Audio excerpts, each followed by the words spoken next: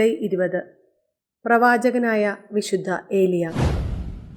പഴയ നിയമകാലത്തെ പ്രവാചകന്മാരിൽ പ്രധാനിയായ ഒരാളാണ് ഏലിയ.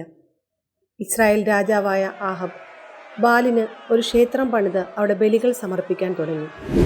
ഇതിന് ശിക്ഷയായി 3 വർഷം മഴയോ മഞ്ഞോ ഇസ്രായേലിൽ പെയ്യാൻ ദൈവം അനുവദിച്ചില്ല. ഈ വരൾച്ചയുടെ ഇടയ്ക്ക് കെറീത്തരുവിയുടെ അരികെ ഏലിയ താമസിച്ചു വരികയായിരുന്നു. കാക്കകൾ അദ്ദേഹത്തിന് ഭക്ഷണം കൊടുത്തു പോന്നു.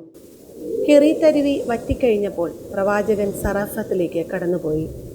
അവിടെ അദ്ദേഹത്തെ ഒരു സാധുവിധവ സ്വീകരിച്ചു. കുടിക്കാൻ വെള്ളം കൊടുത്തു. പ്രവാചകൻ അവളോട് ഒരപ്പം ചോദിച്ചു. തൻ്റെ കലത്തിൽ ഒരു പിടി മാവും ഒരു ഭരണിയിൽ കുറച്ച് എണ്ണയും മാത്രമേ ഉള്ളൂവെന്ന് വിധവ മറുപടി നൽകി. സാരമില്ല, ഒരപ്പം ഉണ്ടാക്കി തരിക എന്ന് ഏലിയ നിർബന്ധിച്ചു.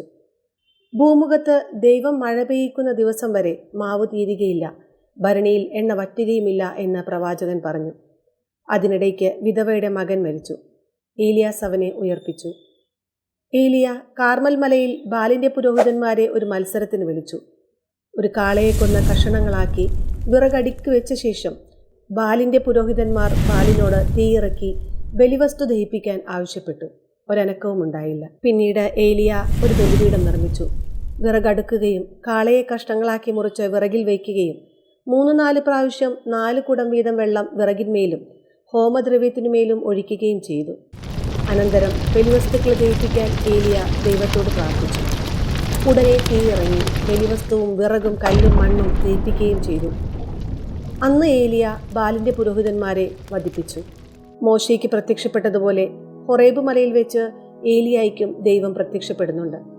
നീ എന്തു ചെയ്യുന്നുവെന്ന ദൈവത്തിൻ്റെ ചോദ്യത്തിനുള്ള ഏലിയയുടെ മറുപടി ശ്രദ്ധേയമാണ്. സൈന്യങ്ങളുടെ ദൈവമായ കർത്താവിനെ പ്രതിയുള്ള അതീവ തീക്ഷ്ണതയാൽ ഞാൻ ജ്വലിക്കുകയാണ്. ഏലിയ തനിക്ക് വേണ്ടി ഒന്നും നേടാതെ സകലതും ദൈവത്തിനു വേണ്ടി നേടിയ വ്യക്തിയാണ്. ഇങ്ങനെ ദൈവത്തോടുള്ള സ്നേഹത്താൽ എരിഞ്ഞിരുന്ന ഏലിയ തൻ്റെ പിൻഗാമിയായി എലീഷായെ നിശ്ചയിച്ച ശേഷം ഒരു ആഗ്നേയരഥത്തിൽ ആകാശത്തിലേക്ക് എടുക്കപ്പെട്ടു. ഈശോ താബോറിൽ രൂപാന്തരപ്പെട്ടപ്പോൾ പത്രോസും യാക്കോബും യോഹന്നാനും ഏലിയയെ കണ്ടു.